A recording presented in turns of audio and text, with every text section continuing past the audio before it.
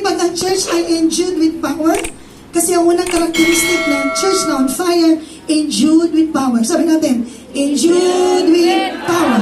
Hindi undod, okay? Endued. Sabi natin, endued with power. Mga Ilocano lang nila yung tinatawanan nila, okay? Endued with power. So souls will be saved. Worship services will be inspiring. Ang ganda ng worship service pag merong fire. Tama? Oo, nabuhay ba kayo habang kumakanta? Lumakas ang katawan? Nawala yung sakit sa likod? Pati sakit ng ulo natalsik? Pati yung feeling ng daming problema nagsitalsik? Kasi totoo ang batid. Ang sabi ng Ephesians 5 verse 18, be filled with the Spirit. Amen. Magpakapuno ka sa Espiritu ng Diyos. Ang resulta pag puno ka ng Espiritu ni Lord, you will speak to one another in psalms and hymns and spiritual songs. And you always make melody in your heart to the Lord. Kaya ikaw ay palaawit, mga kapatid. Hello? Palaawit ka, kaya nagluluto ka, meron kang awit kay Lord. Amen? Ano ang talagang puno ng Espiritu ni Lord? Ang lahat ng situation, kapatid, hindi niya yan. Ang mukha niyan maligaya. Meron ba namang umaawit? This is a church on fire. Hindi ka naman. Pag kumakanta niya na, I love you, Lord. Di ba? Oh, your mercy never fails me. Pag-push siya ng Holy Spirit, pati tono ng boses niya gumaganda man tumatagal. Yes! Nagtitremolo tsaka nagtitrembulo. All my days, I've been held in your hand. Amen, amen? Amen! At cool na cool yan, nababago siya. Kaya, alam niyo pati, we need to be filled with the Spirit. What else? Ano pang effect pag tayo filled ng Holy Spirit? Endued with power? Yan ang unang katangian ng church na on fire. Kapatid, mayroong tinatawag na ang World Outreach, sabihin natin ang World Outreach Missions Program will be divinely directed by God. Opo, hindi tayo mission ng mission tapos nasasayang yung mga fund kasi hindi successful. Pag spirit-filled ang church, siguradong may tagumpay ang mission. Amen! Walang nasasayang. Wala, mga kapatid, walang sayang. Walang matatapon. Lahat yan ay may resultang maganda. Amen? Amen, amen, amen? Ano pa, mga kapatid? There will be divine wisdom. Sabi natin, divine wisdom. Divine wisdom. Divine wisdom will accompany all our church decisions.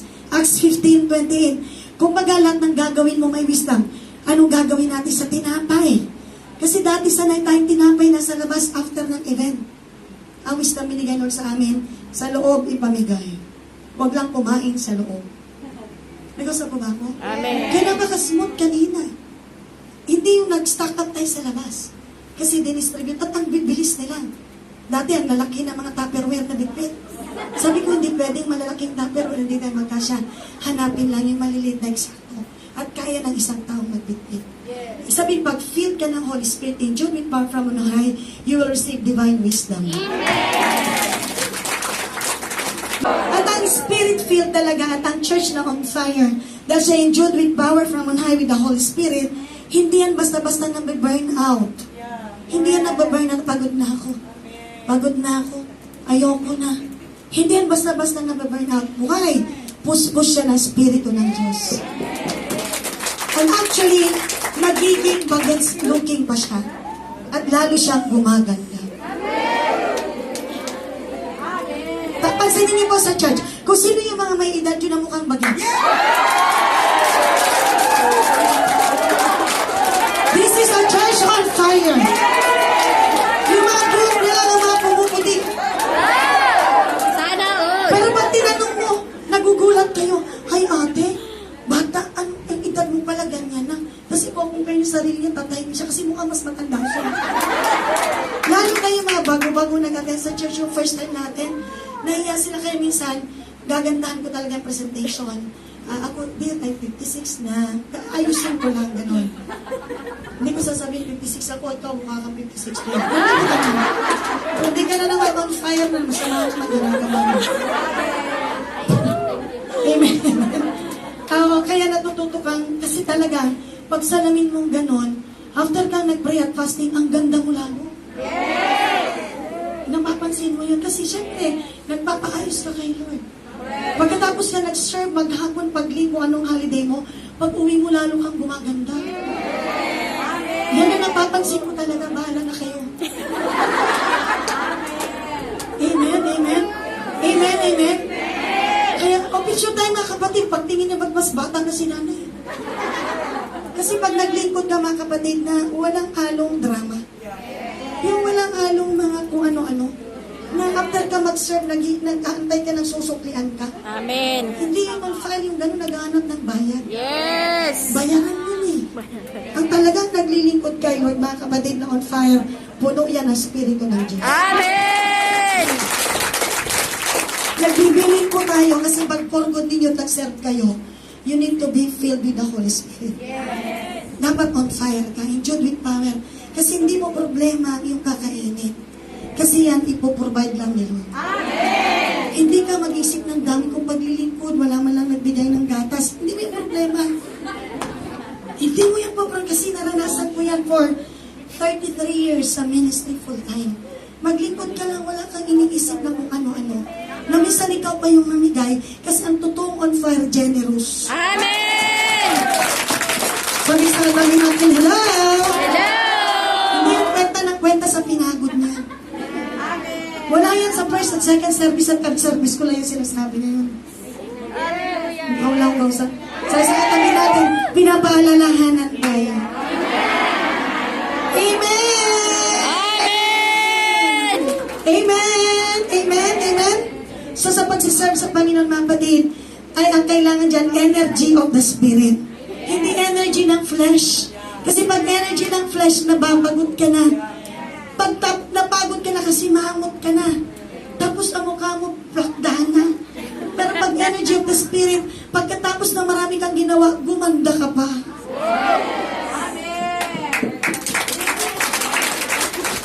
Parang ang lukot na naman pumalakpak kayo. Amen! Sino ang mag-fight dito? Shout hallelujah! So, una mga kapatid, tatandaan natin, ang katangian ng church na on fire is this a church that is on fire? Yeah. Hindi ka rin pumapayag na mayroon kang mga samaan ng loob. Sinisettle mo lahat ito. Amen? Amen. Pangalawa, church on fire, makikita mo siya, may tinatawag kong una, endued with power. Pangalawa, equal in position. Ano yung equal in position? Sa binasa natin kanina, verse 24, Acts 4:24, it says here, Acts 4, verse 24, when they heard this, they raised their voices together in prayer to God. Together. Sabi natin, together. Pag tinignan mo, sabi na, Sovereign Lord, they said, you made the heavens and earth, and the sea, and everything in them. Sabi-sabi, sama-sama silang in one accord. Tapos meron silang one heart, meron silang one soul.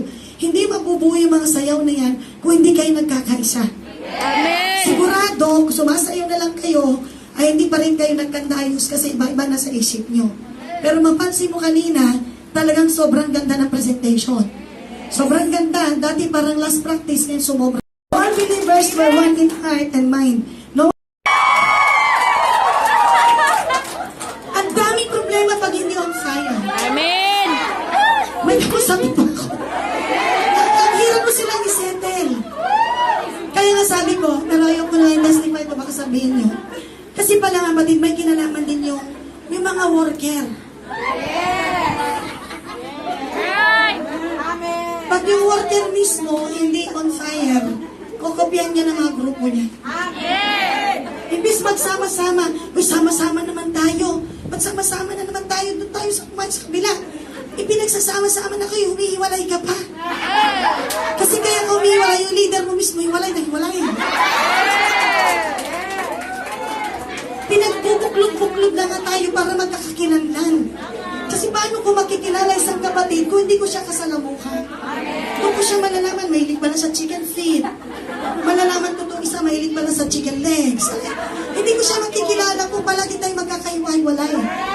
Kaya nga sinasadya natin, minsan sinasamahan mo yung kapatiran para makilala mo siya. Kasi para matulungan mo siya at magkakapatid kasi kayo. Ano yung kapatid ng Church on Fire? Interesado siya sa kapatid niya. Sabi sa katabi natin, mahalaga ka sa akin. O, nasa malakas na malampak sa Panginoon dyan. At saka hindi mahirap i-handle ang church na on fire. Hindi mahirap kausapin. O magpansit lang tayo ngayon, kapatid, kasi ganito. Agree agad yun. Magsabi, magpansit tayo. Puro pansit na kasama, pansit pa dito. Pinaliwanagan ka na nga kung bakit pansit, ayaw mo pa rin sumunod. Are we on fire for Jesus? Amen! Sa malakas na malapag sa kanilang sa akin. Kaya po mga kapatid, sabihin natin, ang church na on fire ay endued with power. Ano pa? Equal in position. Sila ay all in one accord, all of one heart and one soul. May danger po mga kapatid, tatlong dangers, members can fall into it. Ang bawat isa pwedeng bumagsak. Una ay ito, the moment we magnify our importance. Yung, alam mo yung palagi kang importante. Yung nagpapahalaga ka, tingnan ko nga kung alam nila yung birthday ko, ayoko magsalita. Magsalita ka. Hindi nga nila maalala, birthday ko ngayon. Nagpapahirap ka eh. Sabi ko, birthday ko po next week. Hindi, pagdating eh, walang nakaalala ni isa. Samantalang nung birthday nung isa, naalala niya. Kasi minsan ang tendency mo, pag magaling ka mag-alala, gusto mo suklian ka sa ginawa mo. Ayaw ni Lord John, we are a church on fire! Amen! Wala ba akong mikropono? Ano? Ibalita mo sa akin, bibilan kita. May mga ganong attitude. Amen! Hindi yan on fire yung ganon. Yung alam mo, may importansya. Kain na tayo. Ayaw sumabay. Kasi magkakapatid tayo, ano bang problema mo? Sabi sa katabi natin, hello. Hello! Ako kahit busog ako sa totoo lang. Kasi on fire nga, di ba? Oo, kahit busog ako, nainain tayo, kakain pa rin ako. Kasi sasamahan ko kayo. Kaya pagkakain ako, medyo-medyahin ko na ng konti kasi gagad ka rin nulod na may kasunod ko. Yes! Ganun mga kapatid. Talagang hindi ka nagpiplease ng tao. Kasi tandaan niyo po, ang holiday mo minsan lang. Nung lang kita makakasama.